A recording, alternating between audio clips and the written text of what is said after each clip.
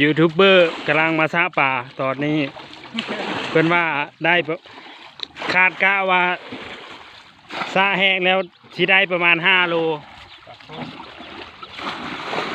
ถ่ายหรอถ่ายแล้วเจ้าโอ้นั่นไงคืออยู่นี่นิดเนาะเพิ่นว่าหนองซ้ำนี้ได้ประมาณ5 โลเพิ่นว่ามื้อนี้ซ้ำสิกิน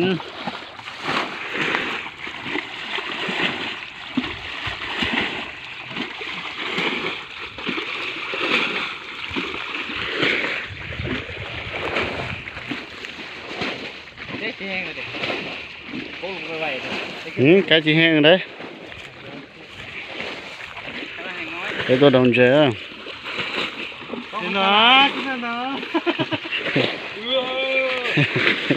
ได้หยอดรอตัวดำเจ้าว่าเปย์พร้อมโอ้ยบุเป้